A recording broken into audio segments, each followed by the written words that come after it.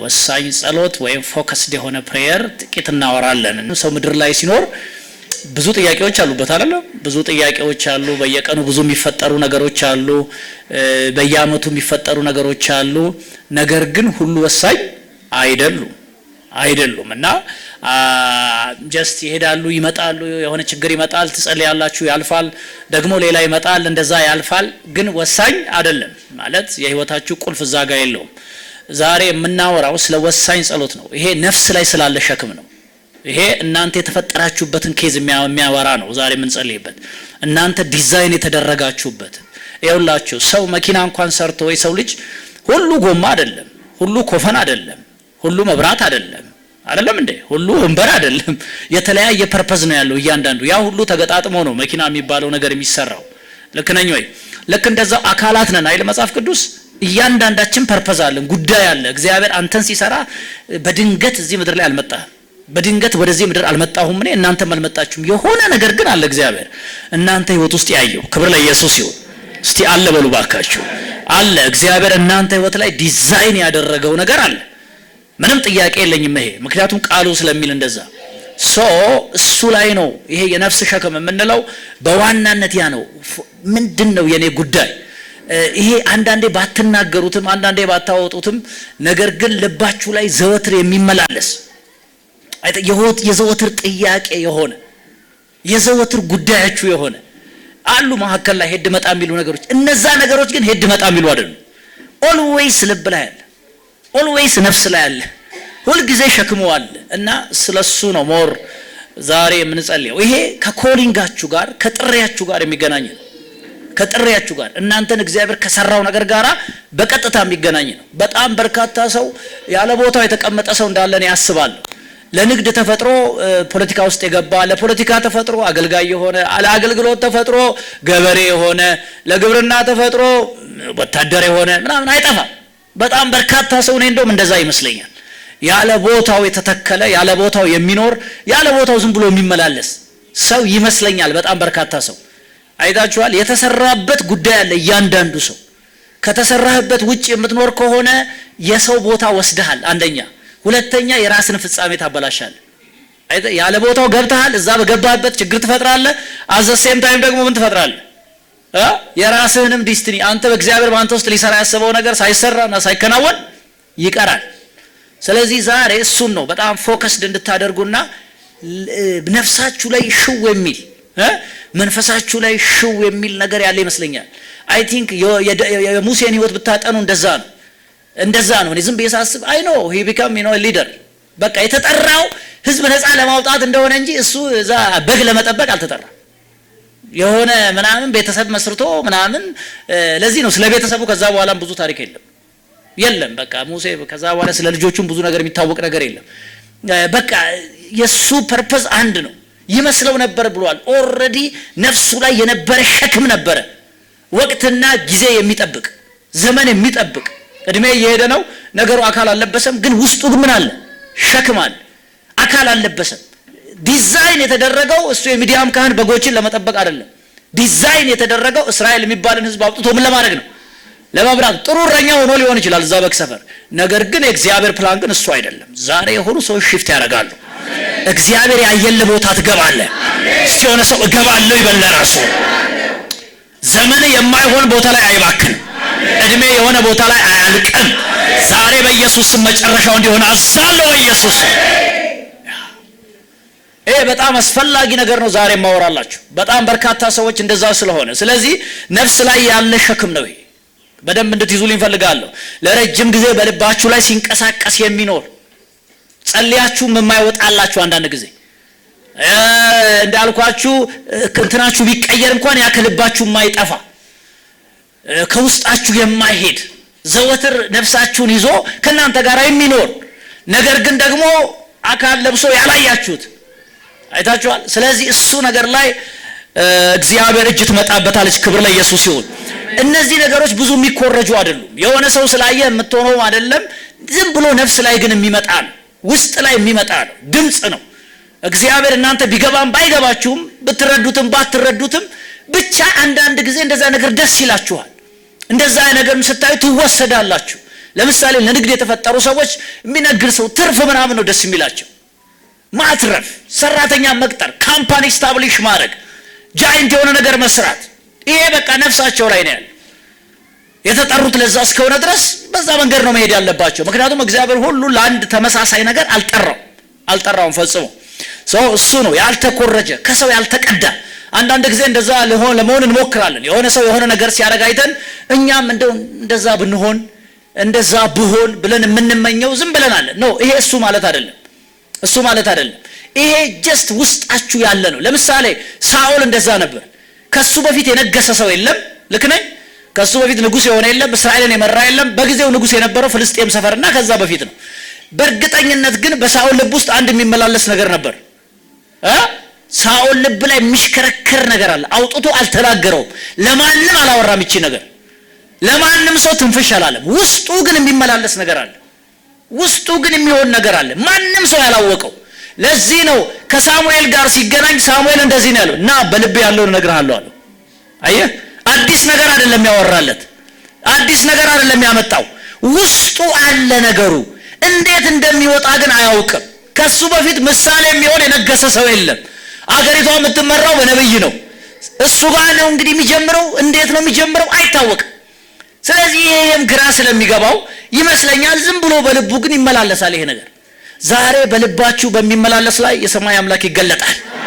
እስቲ የሆነ ሰው አሜን ይበል። እስቲ ድገሙና ከህልሜ ጋር አልሞትም በሉ። እስቲ አሜን ይሁንላችሁ በጌታ በኢየሱስ ስም። እና እሱ ላይ ነው በጣም የትኛውም ገደብ ሊሆን ይችላል። አንዳንድ ጊዜ ሽንቱኑ ይኖርና መንገዱንም ትጀምሩትና ሐሳቡም ይኖርና ነገር ግን ምን ይሆናል? አጥር ይበዛዋል፣ ቻሌንጅ ይበዛዋል፣ ገደብ ይበዛዋል፣ ፈተና ይበዛዋል። ገብቷችሁ አለ እኮ ወጥቶ እንዳይወጣ ግን የተጫነበት ግን አፈር አለ፣ የተጫነበት ግን ድንጋይ አለ። ያንን አለት የሚሰብር የእግዚአብሔር መልአክ ዛሬ ይወጣል። አሜን አሜን አሜን አሜን። መጽሐፉ እንደሚል እስራኤል ተቀብራ አትቀርም አለ። ጽዮን ተቀብራ አትቀርም። ምን አደርጋለሁ? መቃብርሽን ምሳለሁ አለ። መቃብርሽን እከፍታለሁ አለ። የሆነ ሰው ህልም ተቀብሮ አይቀርም በኢየሱስ ስም። ምክንያቱም ልንገራችሁ ካንተ ህልም ጋር ብዙ ትውልድ ስላለ ያንቺ ህልም ማለት ያንተ ህልም ማለት አይደለም። ፕሊዝ እግዚአብሔር ባደራ ነው እንጂ የሰጠ ያንተ ህልም ማለት ካንተ ህልም ጀርባ በጣም በርካታ ትውልድ አለ። ህልሙ የሙሴ ቢሆንም ከሙሴ ጀርባ ግን እስራኤል የሚባል ህዝብ አለ፣ ትውልድ አለ። ወዳጆቼ እግዚአብሔር በሚሰጣችሁ አደራ ውስጥ የእናንተ ጉዳይ ብቻ አይደለም። አንተ እግዚአብሔር በባለጠግነት በካምፓኒ በድርጅት ቢያመጣ አላማው እግዚአብሔር አንተ አይደለህም። ካንተ ጀርባ ብዙ የሚሰራ የግለሰቦች ህይወት፣ የሀገር ህይወት፣ የቤተ ክርስቲያን ጉዳይ አለ። እግዚአብሔር ፕላን እንደዛ ነው። ህልም ሲሰጣችሁ አንተ ጋር የሚቆም አይደለም። አገልጋይ አድርጎ ቢያስነሳችሁ የእናንተ ጉዳይ አይደለም። ከእናንተ ጀርባ እግዚአብሔር ትውልድ ያለ።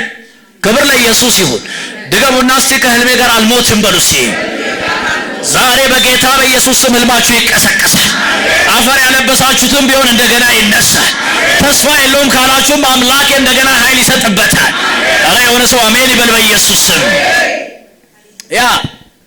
የትኛውንም ገደብ ነው የምነግራችሁ፣ የትኛውንም አጥር። ትንቢተ ዘካርያስ ምዕራፍ 2:1 ላይ ታስታውሱ እንደሆነ አንድ ሰው አለ መለኪያ ወስደው ሜትር ወሰደና ይላል በመንፈስ ዓለም ያየዋል። ዘካርያስ የሚባል ነብይ በመንፈስ ዓለም ሲያየው ሰውየው ሜትር ወሰደና ኢየሩሳሌምን ወርድና ቁመት ምን አደርጋለሁ አለ እለካለሁ ብሎ ወጣ። ከዛ በፊት ተለምዷል። የእስራኤልን ወርድና ቁመት መለካት ከዛ በፊት ተለምዷል። ገደብና አጥር ተለምዷል። ስለዚህ እስራኤል ተወስና በሆነ ቅጥር ተወስና በሆነ አጥር ተወስና ነው ለዘመናት የኖረችው።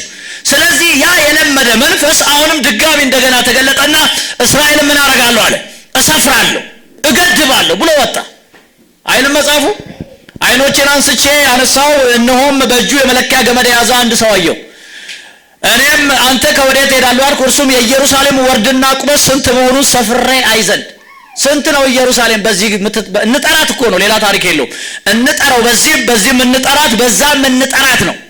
ከዛ ቀጥሎ እግዚአብሔር እንደዚህ ይላል በመልአኩ በኩል ሲናገር፣ ፈጽሞ እስራኤል ከዚህ በኋላ ልትታጠር አትችልም። እስከ ዛሬ ታጥራለች። ቅጥሮች እስከ ዛሬ ተሰርተዋል። ከተማዋን የሚከልሉ ክልሎች ተሰርተዋል። አሁን ግን ከተማው ሊከለል አይችልም። አሜን ሃሌሉያ። የሆነ ሰው አባቴን የያዘ ገደብ እኔን አይዝም ይበል ዛሬ። ዘሮቼን የያዘ አይዘኝም። ያለፈውን ትውልድ የያዘ አይዝም። አገሪቷ ላይ የነበረ አንተን አይዝም በኢየሱስ። የስ አይዝም። እዛ ሰርቶ ሊሆን ይችላል፣ ትናንት ሰርቶ ሊሆን ይችላል። ይኸውልህ ቅጥሩ ትናንት ሰርቷል እኮ እነ ነህምያም ሰርተዋል እኮ። ከዚህ በኋላ ግን አይሆንም አለ ዘካርያስ። ይሄ ዘካርያስ የመጨረሻው አካባቢ ነብይ ነው። እውነትም ከዛ በኋላ ቅጥሩ ፈረሰ። ዛሬም ድረስ ኢየሩሳሌም ቅጥር የላትም፣ አለቀ። እንደውም የኢየሩሳሌም ኃይልና ክብር ከሀገሪቷ ወጥቶ እኛ ጋርም ደርሷል በክርስቶስ ኢየሱስ። ሃሌሉያ ሲ አሜን በሉ ሲ። ስለዚህ ዛሬ እሱ ነው ህልማችሁ ላይ ያለ የታጠረ የተገደበ የተጫቆነ ነገር ዛሬ ይወጣል። አሜን ይሁንላችሁ በኢየሱስ። እስቲ አንዳንድ ወሳኝ ጸሎቶችን ትንሽ ነካ ነካ ላርጋችሁ። ወሳኝ ለምሳሌ ኢየሱስ ክርስቶስ ብዙ ነገር ጸልዮአል። ልክ ነኝ? በጣም በርካታ መጽሐፍ ቅዱሳችሁን ስታጠኑ ማቴዎስንም ሌሎችንም ስታጠኑ ስለ ብዙ ጉዳዮች ሲጸልይ ታያላችሁ። ነገር ግን ጌታችን ኢየሱስ ክርስቶስ የጸለየው አንድ ወሳኝ ጸሎት አለ።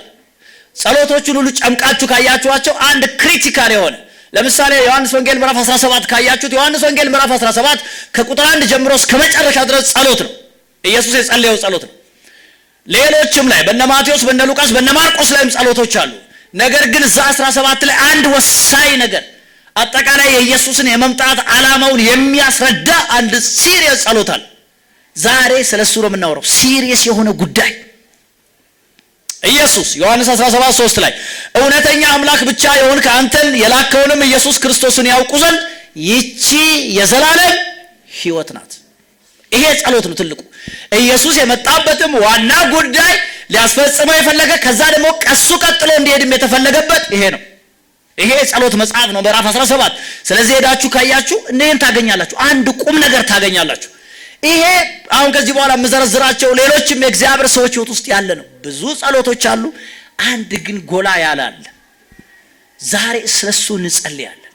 ሕይወታችሁ ላይ ስላለ የሆነ ጎላ ያለ ነገር ለምን መሰላችሁ? ሰይጣን ዘ ቬሪ ቲንግ አንድ ነገር ልንገራችሁ። እዚህ ጥቃቅኑ ጉዳይ ላይ ብዙ ሲሪየስ አይደለም። የተጸልያለ ይሆንልሃል። ምንም ያን ያህል ብዙ እሱን በመያዝ ምንም አንተን ምንም ያን ያህል ሊጎዳህ አይችልም። ያንን ነገር በማበላሸት ብዙ አይጎዳህም። ሰይጣን ደሜ ዋናው ትኩረቱ እግዚአብሔር አንተ ላይ ያቀደው ፕላን፣ እግዚአብሔር አንቺ ላይ ያሰበው ሐሳብ ዋና ነገር አለች። እሷ እንዳትሳካ ማድረግ ነው። ዋና ነገር አለች። እያንዳንዳችሁ ህይወት ውስጥ አንድ ዋና ነገር አለ። እሱ እንዳይሳካ እናንተንና ዘመናችሁን አልከስክሶ ማስቀረት ነው ፕላኑ። ስለዚህ እነዛን ዋና ነገሮች በልባችሁ እያውጠነጠናችሁ ጥቂት ጠብቁ። አብርሃም ጋር ስትመጡ አንድ ወሳኝ ጸሎት አለ። ስለ ሎጥ ጸልየዋል ካያችሁ፣ ስለ ሌሎች ሰዎች ጸልየዋል። ያልወለዱ ሰዎች ነበሩ፣ ስለ እነሱ ጸልየው ሰዎች ወልደዋል። ብዙ ነገሮች አሉ አብርሃም ያደረገው። ነገር ግን አብርሃም ህይወት ውስጥ ግን አንድ ወሳኝ ጸሎት አለ። ዘመኑን ሁሉ ተሸክሞት የሄደ፣ ዘመኑን ሁሉ ከሱ ጋር የኖረ፣ ዘመኑን ሁሉ ከሱ ጋር የቀጠለ፣ እሱም ትውልድ የሚል ነገር ነው። ልጅ፣ ትውልድ። ስለዚህ ስለ አብርሃም ከዛ በኋላ እንኳን ብታጠኑ የአብርሃም የትውልድ መጽሐፍ ስለ አብርሃም በተነሳ ቁጥር የሚነሳው ምንድን ነው? ትውልድ። የአሕዛብ የሁሉ አባት የትውልድ ጉዳይ ነው እሱ ጋር ያለው። የእግዚአብሔር አጀንዳ በአብርሃም ትውልድ የሚባል ነገር መስራት ነው። ትውልድ የሚባል ነገር መገንባት ነው። ስለዚህ የአብርሃም ዋና ጉዳይና ዋና ጸሎት እግዚአብሔርን ሲያገኘው በመልአክ በኩልም ይምጣ በምንም ይምጣ ከእግዚአብሔር ጋር ሲገናኝ አብርሃም የሚጠይቀው አንድ ጉዳይ ብቻ ነው። ሌሎች ነገሮች የሉም ማለት አይደለም። አንድ ዋና ነገር ግን ይጠይቃል። እሱም የልጅ ጉዳይ፣ የትውልድ ጉዳይ። አሜን አሜን አሜን። እኔ ዛሬ ሁሉን የሚበልጠው ያ አንድ ጸሎት እንዲመለስላችሁ ነው። ሁሉን የሚበልጠው አንድ ጸሎት። አሜን አሜን አሜን አሜን። ክብር ለእግዚአብሔር ብቻ ይሁን። ዘፍጥረት 15:2 ላይ የምታዩት እሱ ነው። አብርሃምም አቤቱ እግዚአብሔር ሆይ ምን ትሰጠኛለህ? ጥያቄ ነው። ምን ትሰጠኛለህ የሚለው ውስጥ ብዙ ነገር ያለ ሊመስላችሁ ይችላል። ምን ትሰጠኛለህ ስትብል ርስት ሊሆን ይችላል፣ አገር ዋሬቨር ጥቀሱ ሊሆን ይችላል፣ ብዙ ነገር። ነገር ግን አንድ ዋና ነገር ግን አለች። ምን ትሰጠኛለህ በሚለው ውስጥ እኔም ያለ ልጅ እሄዳለሁ፣ የቤቴ መጋቢ ደማስቆ ሰው ኤሌዘር ነው አለ። አብርሃም ለኔ ዘር አልሰጠኸኝም፣ እነሆም በቤቴ የተወለደው ይወርሰኛል አለ እያለ ይቀጥላል። ከዛ ይቀጥልና ስለዚህ የዚህ ሰው ዋና ጉዳይ ምንድነው? ትውልድ፣ ጄኔሬሽን። ከሱ ወጥቶ ህዝብ የሚሆን ሀገር የሚሆን ገባ። ቀጥሎ ደግሞ መሲሁ፣ ሌሎች ነገሮች አሉ። ስለዚህ በዋናነት ትኩረት ያደረገው እዚህ ላይ ነው። ሌሎች ነገሮች የሉም ማለት ግን አይደለም። ጳውሎስ ጋር ስትመጡ የጳውሎስ ስለ ብዙ ነገር ጸልዮአል። የጳውሎስን ጸሎቶች ከመረመራችሁ ሜቢ 43 በላይ ጸሎቶች ጳውሎስ ጸልዮአል። ሲሪየስሊ፣ በጣም ሲሪየስሊ 43 በላይ ከዛም በላይ ዋና ዋና የተጠቀሱ ጸሎቶች ጸልዩዋል ጳውሎስ በጣም መሰረታዊ። አንድ ነገር ግን በጣም በተደጋጋሚ ይጸልያል። አንድ ነገር ግን ለሱ ወሳኝ ነው በጣም። አንድ ጉዳይ ግን ለጳውሎስ ከባድ ነው። እንዲሆን የሚፈልገው እንዲሆን የሚመኘው ነገር አለ ለትውልድ ሲጸልይ በተለይ ስፔሻሊ። እሱንም ሁለት ቦታ ነግሮናል፣ ቆላስያስና ኤፌሶን ላይ። ቆላስያስ ላይ እንደዚህ ይላል 1:9 ላይ ስለዚህም እኛ ደግሞ ይህን ከሰማንበት ቀን ጀምረን የፈቃዱ ዕውቀት መንፈሳዊ ጥበብንና አእምሮን ሁሉ እንዲሞላባችሁ እየለመንን ስለናንተ ጸሎትን አልተውንም አላቆምንም። ይሄን ጸሎት ምን የሚለውን ጸሎት መንፈሳዊ ዕውቀት ጥበብና አእምሮ እንዲበዛላችሁ፣ ይሄ ነው ዋናው ጉዳይ። ስለናንተ ይሄንን ነው የምጸልየው። ይሄ ስለነሱ ብቻ አይደለም። በጳውሎስ መልእክቶች ውስጥ ይሄን በተደጋጋሚ ታገኛላችሁ። በተደጋጋሚ የጳውሎስ ሸክም የእግዚአብሔር ልጆች የዳኑ ሰዎች እሱን ወደሚያውቁበት ፍጹም ሙላት እንዲደርሱ ነው። ይሄ ልቡ ላይ ያለ ሸክም ነው። ምናልባት ብዙዎቻችን የወንጌል ስርጭት የሆነ ቦታ ወንጌል እንዲገባ ምናምን ልትሉ ትችላላችሁ። ብራዘር ያወቀ ሰው ያደርሳል። እሱ ምን ጨነቀው? የገባው ሰው ኢየሱስን የበራለት ሰው እኮ እሱ ራስ ጳውሎስ አዳርሶ አይችለውም። የገባቸው ሰዎች የበራላቸው ሰዎች ወደ ፍጹም ሙላት የደረሱ ሰዎች ከሱ ወንጌል ተቀብለው ይዘው እንደሚሄዱ እርግጠኛ ነው። ስለዚህ በዋናነት የሱ ጸሎት ምንድነው? እነዚህ የገባቸው ሰዎች ኢየሱስ ክርስቶስን በሙላቱ እንዲረዱት ነው። አሜን ይሁንላችሁ በኢየሱስ። ይሄ መሰረታዊ ጸሎቱ ነው። ኤፌሶን 1:17 ላይ የክብር አባት የጌታችን ኢየሱስ ክርስቶስ አምላክ እርሱም በማወቅ ቅድም እዛ ጋር ዕውቀት ነው የሚለው፣ እዚህ ጋር ዕውቀት ነው የሚለው። እርሱም በማወቅ የጥበብንና የመገለጥን መንፈስ ሃሌሉያ እንዲሰጣችሁ እለምናለሁ። ይሄ ነው የሱ መሰረታዊ ጸሎት። እለምናለሁ ለእናንተ ለኤፌሶኖች፣ ለዛውም 2 ዓመት ተኩል ለቆየበት ብዙ አገልግሎት ላገለገለበት ይሄ ሸክም አለው ጳውሎስ። ዋናው ጉዳዩ ይሄ ነው። ብዙ ነገሮች አሉ። ከክፉ ሰው እንዲጠብቀኝ ጸልዩልኝ ብሏል። ለዛ ጸልዩ ብሏል። ለነገሌ ጸልዩ ብሏል። ቅድም እንዳልኳችሁ ብዙ ጸሎቶች አሉ። ዋናውን ጨምቃችሁ ዝም ብላችሁ ብትመረምሩ ግን ምንድነው የጳውሎስ ጸሎት ካልክ ኢየሱስን መሳል ነው። ኢየሱስን ምን ማድረግ ነው? ማድመቅ ነው ሰው ውስጥ። ለገላትያ በጻፈው መልእክት እሱ ነው ዋና ጉዳዩ፣ እሱን ማሳየት። እነዛ ሰዎች እሱ ከበራላቸው አንዱ ለሺህ እንደሚሆን ያውቃል። አንዱ ለሺህ እንደሚሆን በደንብ ያውቃል። በደንብ ኢየሱስ የገባው ሰው ካለ ወንጌል መስራት ቀላል እንደሆነ ያውቃል። እሱ ከባድ እንዳልሆነ ያውቃል። ስለዚህ እሱን ማስቀመጥ ነው የሚፈልገው። ይሄ የጳውሎስ ጸሎት ነው። ልቡ እሱ ላይ ነው ያለው። የእናንተን ደግሞ እናንተ ታውቃላችሁ። ዛሬ ግን ጌታ ይመጣል። እስቲ አሜን በሉ እስቲ። ጳውሎስ ተሳክቶለታል፣ አብርሃም ተሳክቶለታል፣ አንተም ይሳካልሃል። አሜን ይሁንላችሁ በኢየሱስ ስም። ዳዊት ጋር ልምጣ። ዳዊት ጋር ስትመጣ ዳዊትም እንደዚሁ በርካታ ነገር ጸልዩዋል። በጣም የዳዊት የጸሎት መጽሐፍ የሚል አለ፣ ሄዳችሁ አንብቡ። መዝሙረ ዳዊት ላይ በመዝሙር መልክ የተቀመጡ በጣም በርካታ የዳዊት ጸሎቶች አሉ። መጽሐፈ ሳሙኤል ጀምራችሁም ስታጠኑ በርካታ ጊዜ ጸልዩዋል። ከሳኦል ለመዳን ጸልዩዋል። በነበሩ ጦርነቶች ሁሉ ጸልዩዋል። ቤቱ ሲማረክ ሄዶ ጸልዩዋል። እስቲ ኤፉዱን አምጡ ብሎ ወደ ጺግላግ በነበረ የጦርነት እንትን ሲጸልይ ታገኛላችሁ። በየጊዜው የሚሄድ መጣ የሚሉ ጸሎቶች አሉ። ነገር ግን አንድ ዋና ጸሎት ግን አለው ዳዊት። ኢየሱስ ያድናል። አንድ ዋና ጉዳይ፣ እባካችሁ አንድ ዋና ጉዳይ ይኖራችሁ። አንድ ዋና ጉዳይ እግዚአብሔር አንተን የሰራበት፣ እግዚአብሔር አንቺን የሰራበት ዋና ጉዳይ የሌላችሁ ሰዎች እንደው ከዛሬ ጀምሮ ዋና ጉዳይ ይኖራችሁ። አንድ ዋና ሲሪየስ ነገር፣ በቃ I am here to do this፣ ይሄን ነገር ለማድረግ ነው እዚህ ያለሁት የምትሉት አንድ ዋና ነገር ግን ይኖራችሁ። አለበለዚያ ዌስቴጅ ነው፣ ምንም ጥቅም የለውም። ዘፍጥረት ላይ ስታነቡ እንደዚህ አይነት ሰዎች ታገኛላችሁ።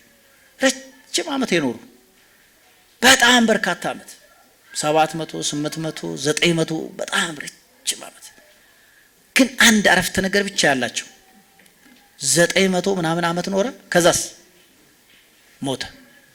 ምንም የለም። በቃ ምንም የላቸው። ዝም ብሎ አንድ አረፍተ ነገር 900 ዓመት ውስጥ እንዲህ ነው የሚባል ነገር የሌለ ማለት ነው። 700 ዓመት ውስጥ ይሄ ነው የሚባል ነገር የለ። እንዲሁ አረፍተ ነገር ነች፣ አንዲት አረፍተ ነገር። እግዚአብሔር ዛሬ የእናንተን ህይወት ከአንድ አረፍተ ነገር ያውጣው። ሲሆነ ሰው አሜን ይበል እስቲ። ያስ ከአንድ አረፍተ ነገር ይውጣ እንጂ ህይወት ትውልድ የሚናገረው ጄኔሬሽን የሚያወራው ልጆች የሚናገሩት አሜን አሜን አሜን ትውልዳችሁ የሚያወራው ቤተ ክርስቲያን የምታወራው የሆነ አያስፈልግም እንደ ቤተሰብ አረ ያስፈልጋል የሆነ ነገር መኖር አለበት እንጂ የሆነ ነገር መኖር አለበት ስለዚህ እንዲች ባንዲት ቁንጽል አረፍተ ነገር የብዙዎቹ ህይወት አልቋል 700 900 እንደዚህ መጣና የሆነ ቦታ ሲደርስ እግዚአብሔር ቆመ ኖህ ግን በእግዚአብሔር ፊት ሞገስ አገኘ ይላል ኖህ የሚባል ሰው ድንገት ከች ሲል ታገኛል with purpose የሆነ ጉዳይ ያለው የሆነ ሸክም ያለው ልክ እዛ ጋር ሲደርስ እግዚአብሔር ቆመ እግዚአብሔር ዝም ብሎ አይቆምም ብራዘር የሆነ አትራክት ያደረገው ነገር አለ አንዳንዱ ባይዘው እዚህ ላይ አልተነገረም አንዳንዱ አልተጻፈም እግዚአብሔርን ዝም ብሎ በቃ የሆነ ቦታ የሆነ ነገር ልክ ያቤጽንም ስታጠኑ እኮ እንደዚህ ነው ዝም ብሎ ይዘረዝርና ያቤጽ ጋር ሲደርስ ግን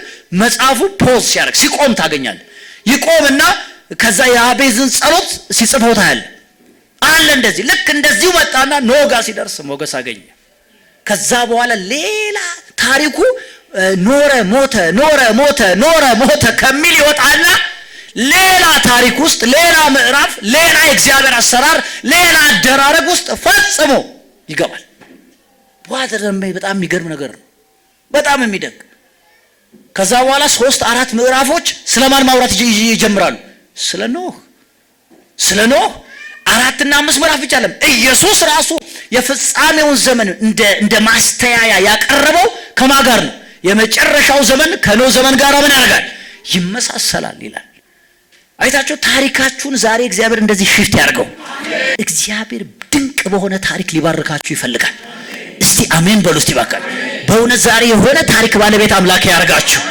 የሆነ የሚወራ ነገር ይኖር ካንተ በኋላ አሜን ይሁን በኢየሱስ ስም that's important ክርስትና እንደዛ ነው ወዳጆቼ አጭር ዘመን ነው የማን ነው እንትና እስጢፋኖስ የኖረው በጣም አጭር ወጣት አገልጋይ ነው ዲያቆን ነው ሾርት በቃ ተመረጠ የተወሰኑ አገልግሎቶች ያገለገለ አንድ ቀን በድፍረት ስለ ኢየሱስ አወራ መጨረሻ በድንጋይ ተወግሮ ሞተ የሚሰሩትን አያውቁም አለ ነገር ግን ረጅም ዓመት ከኖሩት በላይ እሱ የደመቀ ታሪክ ባለቤት ዛሬ እንኳን ስለሱ ሲነበብ ፈውስ ያልፋል ዛሬ እንኳን ሰዎች መንፈስ ቅዱስ ይሞላሉ ዛሬ እንኳን እግዚአብሔር እጅ ይገለጣል አረ አሜን ሃሌሉያ አየ በእግዚአብሔር ኃይል የደመቀ ታሪክ ያላቸው ሰዎች ሲወራ የጄኔሬሽን ነገር ይነካል የትውልድ ነገር ይነካል የህዝብ ነገር ይነካል አረ ይሁንልህ በጌታ በኢየሱስ ስም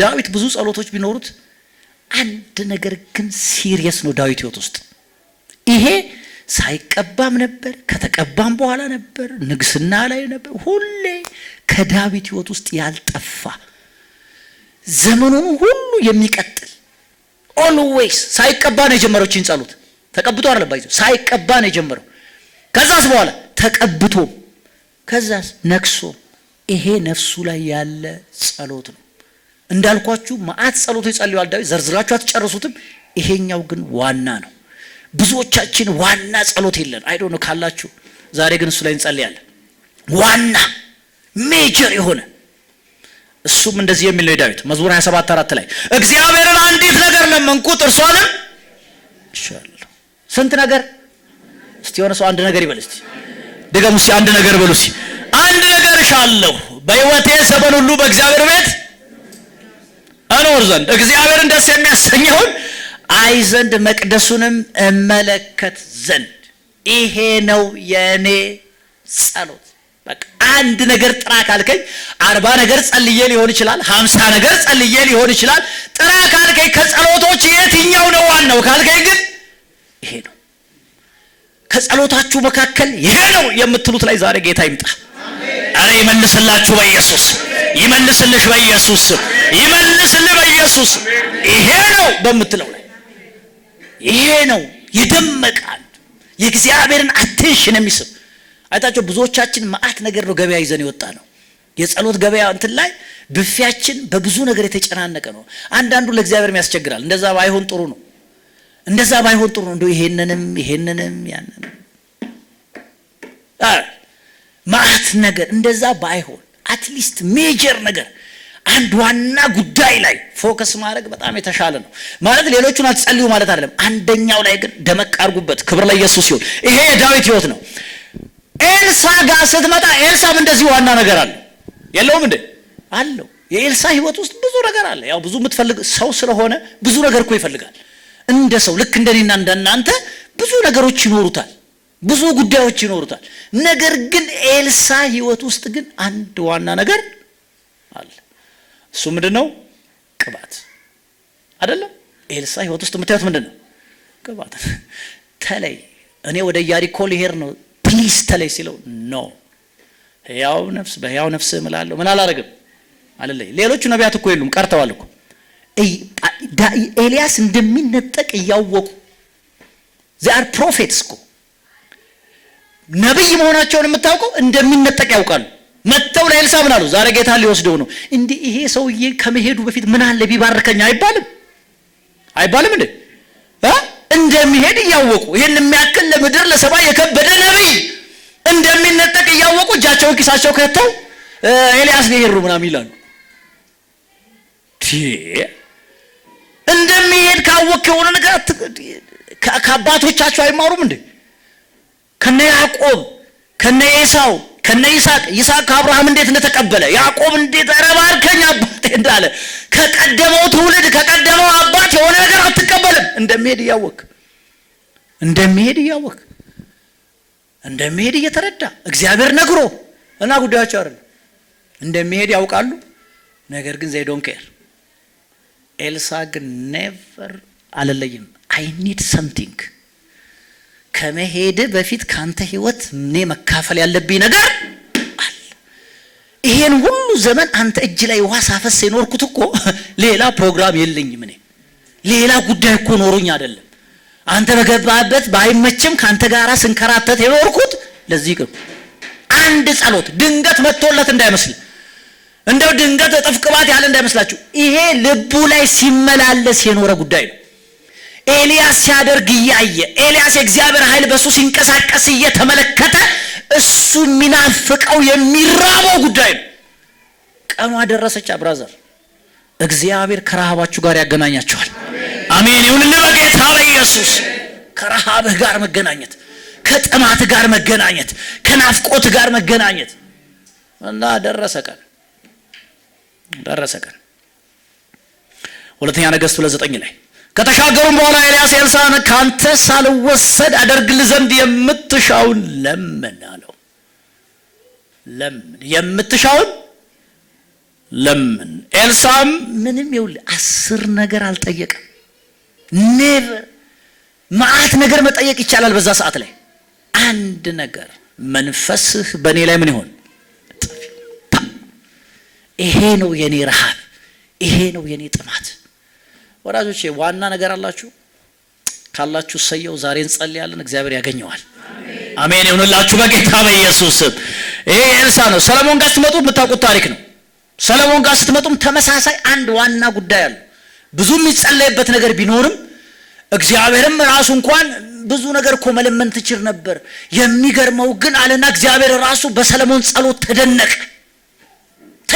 በጸሎት ኢምፕረስ አደረገው። አንተ ሰለሞን እግዚአብሔርን አስደነቀው።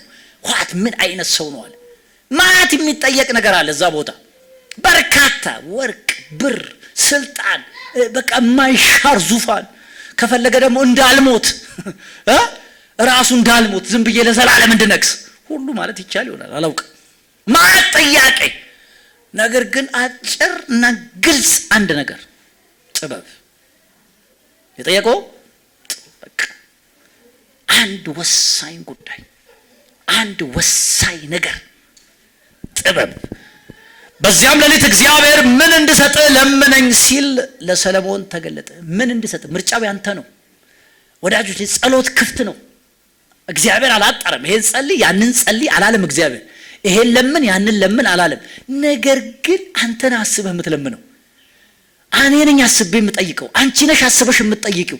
ምን ብጠይቅ ነው የተሻለ የሚሆነው? ምን ብጠይቅ ነው የሚበልጠው?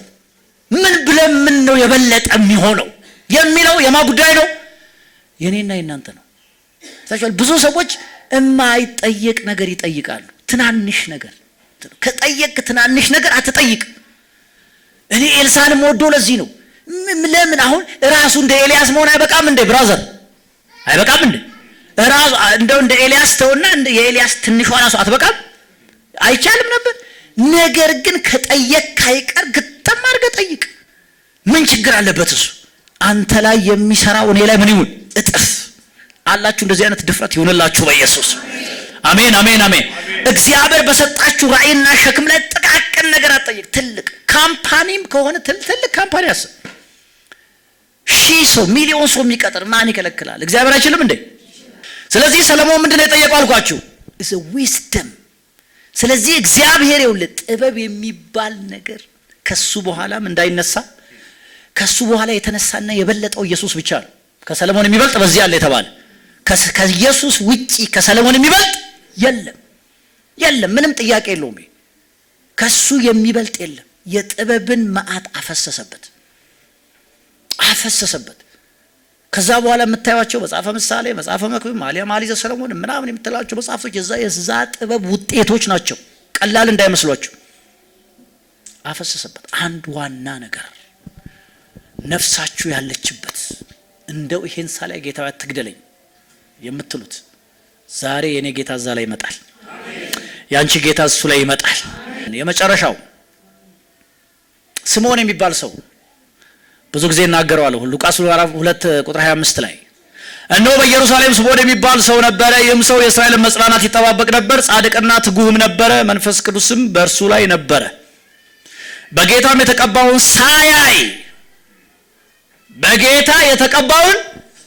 ሳያይ ሞትን እንዳይሞት በመንፈስ ቅዱስ ተረድቶ ነበር። ይሄ ሰውዬ ብራዘር የልጅ የማየት ፍላጎት የለውም። የሆነ ምናምን ጥማት የለውም። የሆነ ነገር ያርግልኝ የሚል ረሃብ የለውም። አንድ ነገር ነው የሱ ጥያቄ፣ ዋና ጥያቄ። እርሱ ምንድነው? የተቀባውን ማየት። በተቀባው መቀባትም አይደለም የሱ፣ በተቀባው ተቀብቶ ማገልገልም አይደለም። የሰውየው ጥያቄ ምንድነው? ማየት። ብዙ ሰው ሲሞት የሱ የእድሜ ኩዮች ሁሉ ወደ መቃብር ሲጋዙ ይሄ ሰው ግን ተጠበቀ። ብራዘር ተጠበቀ። በጣም እኔ የሚገርም ነው። አሁን አይ ዶንት ኖ ማለት ይኸውላችሁ እንደ ቀላል ሜቢ እንዲረዳ አሁን ከናንተ ማን ነው እኔ አንድ ነገር ነው የምጠብቀው? ምን አልሞትም፣ ኢየሱስ መጥቶ በቃ ዳግም ሲመጣ ማየት አለ። እንደዚህ አይነት ጸሎት አሁን ሲባል እኔ መሞት አልፈልግም ኢየሱስ ዳግም ሲመጣ ማየት ነው የኔ ናፍቆት የሚል ሰው አለ እዚህ መካከል ካለ ይሁንለት፣ ይሳካለታል። እኔ ይሳካለታል ማለት በቃ የኔ ናፍቆት ይሄ ነው። ኢየሱስ ሲመጣ እንደዚህው ጂንሴን እንደለበስኩ እሱን ምን ማድረግ ማየት። ኤግዛክትሊ ስምዖን የጸለየው እንደዚህ አይነት ጸሎት ነው። ባይዘው የሚጠበቅ ጸሎት አይደለም እኮ። መሲሁ መቼ እንደሚመጣ ቀኑና ሰዓቱ አልተነገረም። ተነግሯል እንዴ? ኢሳይያስ ይመጣል ነው እንጂ ያለው 700 ዓመት እኮ ከዛ በፊት አልፏል እንዴ። ስንት ነብይ እኮ ተናግሯል። አሁን በምን አይነት ሂሳብ ነው አንተ ቁጭ ብለህ እኔ በቃ የተቀባውን ነው የምጠብቀው የምትለው እንዴ? እኔ ሰውየውን እኮ እኔ በጣም እኮ ነው የሚደንቀኝ። እኔ የተቀባውን አይቼ ነው የምሞተው፣ አለበለዚያ አልሞትም። በቃ እሱን